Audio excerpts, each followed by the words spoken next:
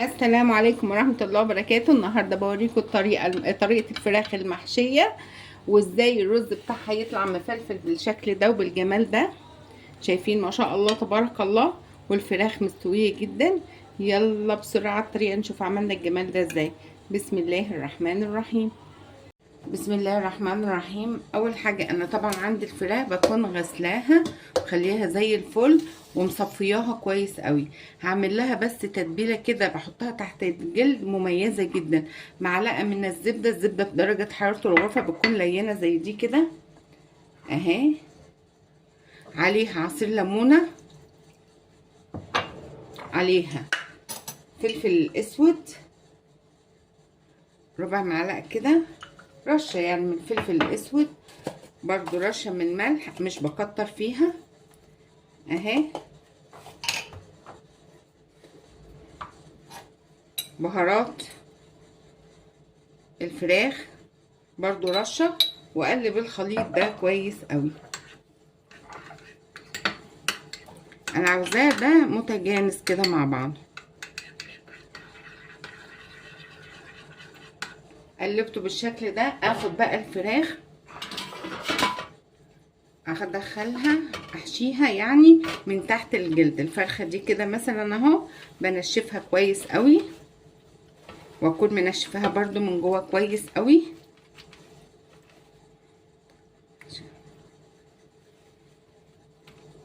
ده من الليمون مطرح ما غسله الفراخ اهو، اكون منشفاها كويس قوي قوي، وحطها كمان تتصفى تمام. اخد بقى تحت الجلد، تحت الجلد ده كده اهو، واخد من الخلطة دي الليمون بالزبدة، الليمون كده بالزبدة.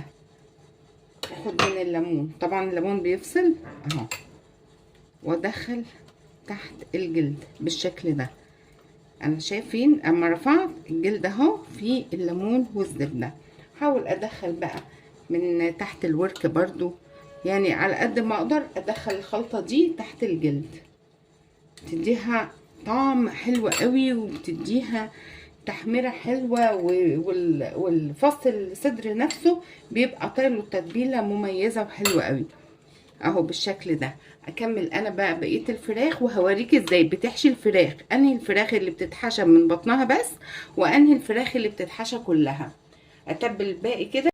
دي الفراخ اللي هي البيضة او الحمراء اللي بتبقى وزنها كيلو ونص، يعني دي بعد التنظيف تبقى كيلو. دي اللي بتحشيها من جوه بس، ما تقدريش تحشيها من تحت الجلد لانها بتبقى ضعيفة وتفرقع منك. انما الفراخ اللي ممكن تتحشى من تحت الجلد الفراخ البلدي.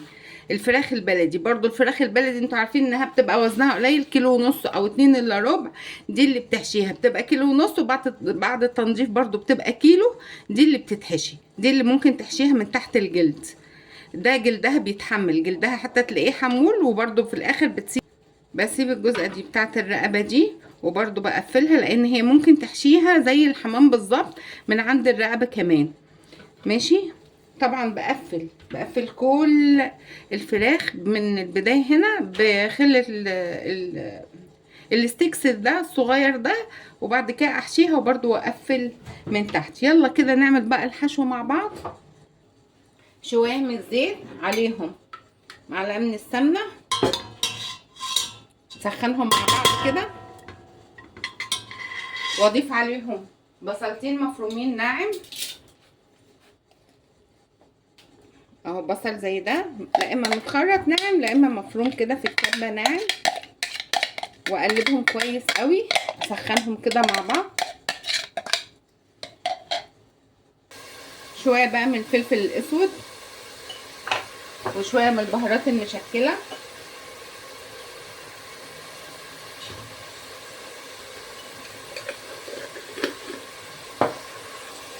رشه شطه. اقلب كده كويس قوي.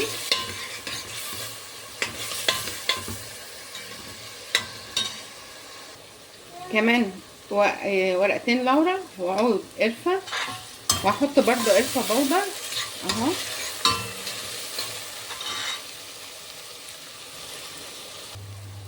رشه القرفه اهي. وفصين حبهان ومستكه. كل ده في الخلطه اللي هحشبها، بتدي الفراخ بقى طعم تاني خالص.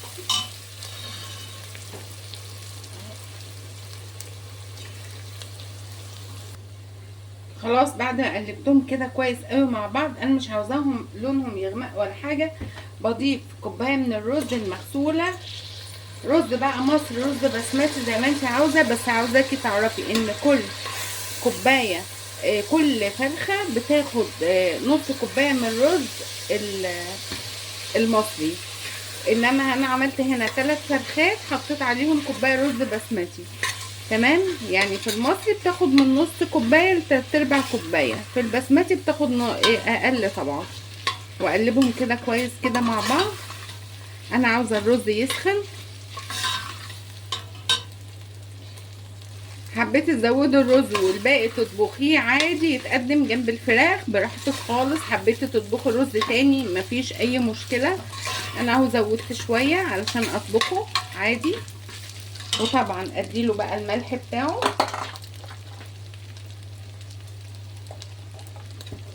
واقلبه كويس قوي قوي قوي كده علشان الرز كله يسخن. يسخن كويس قوي كده. بضيف له عليه ميه مغليه اهو بالشكل ده، شايفين اهو. واسيبها بقى لما الميه دي تتشرب. وانا عاوزه الرز ده اخده مستوي 3/4 سوا. انا هستنى اهو لما يتشرب واسويه 3/4 سوا، وبعد كده نحشي بيه الفراخ. اهو الرز اهو بقى 3/4 سوي اهو بالشكل ده. انا غرفت بقى شويه يبردوا عشان ده اللي هحشي بيهم الفراخ. احشي الفراخ دي زي ما قلت لكم من بطنها بس اهو بالشكل ده. طبعا بيكون الحشوه تكون بردت.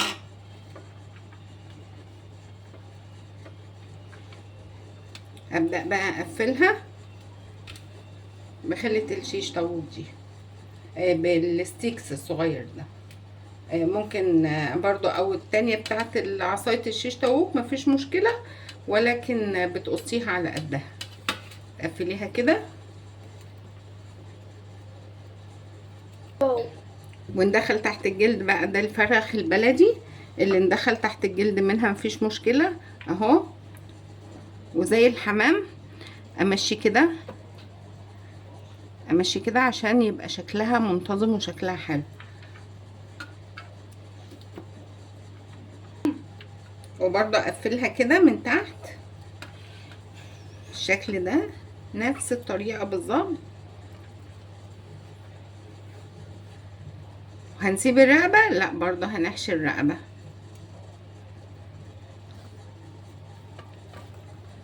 حشيتها اهي كده من فوق اهو بالشكل ده. اقفلها برضو. انا برضو مش ما تبالغيش في الحشو، خصوصا ان ده رز بسمتي بيكبر، فما ببالغش في الحشو في المرحلة دي، يعني بالمعقول. تمام. اقفلها برضو كده من عند الرقبة.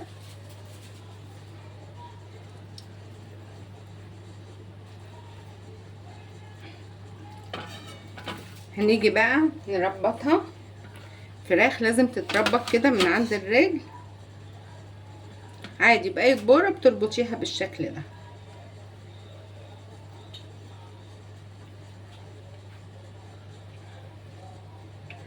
بالشكل ده.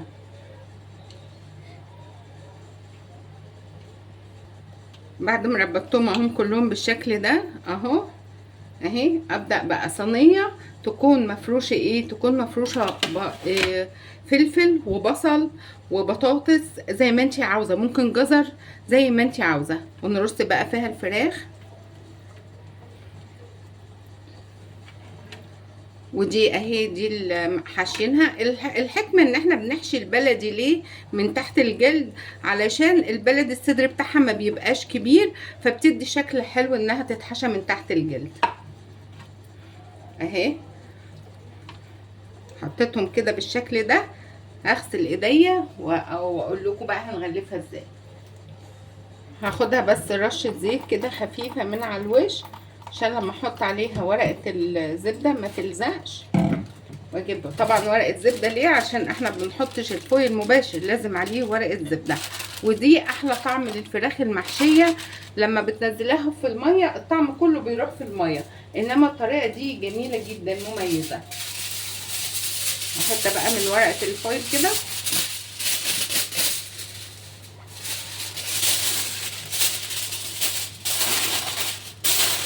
واخدها بقى ادخلها الفرن درجه حراره 180. الفراخ وزنها كيلو، بتاخد معاكي ساعه. انا هحطها ساعه وربع ساعه بس، هشيل الغطا عشان تاخد التحميره الحلوه. يلا ندخلها الفرن اما تخرج اوريها لكم بامر الله.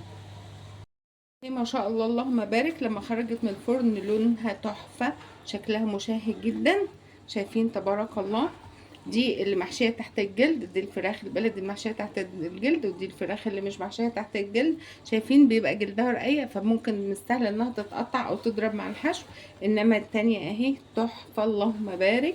يعني خلاص من هنا ورايح ما عنديش تعملي حمام، الفراخ احلى بكتير. عاوزه اوريها لكم، عاوزه اوريكم سواها من جوه. ان شاء الله تبارك الله.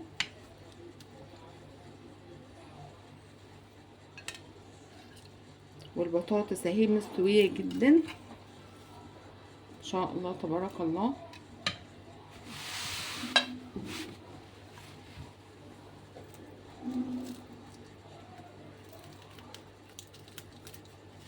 شايفين؟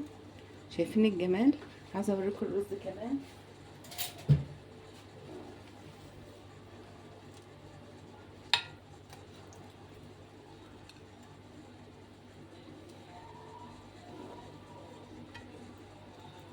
شايفين الرز بقى قد ايه مفلفل، ولا معجن ولا اي حاجه. شايفين جمال الرز؟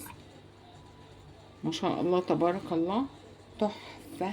اتمنى ان الوصفه دي تكون عجبتكم لايك وشير، تفعيل الجرس عشان يوصلك كل جديد.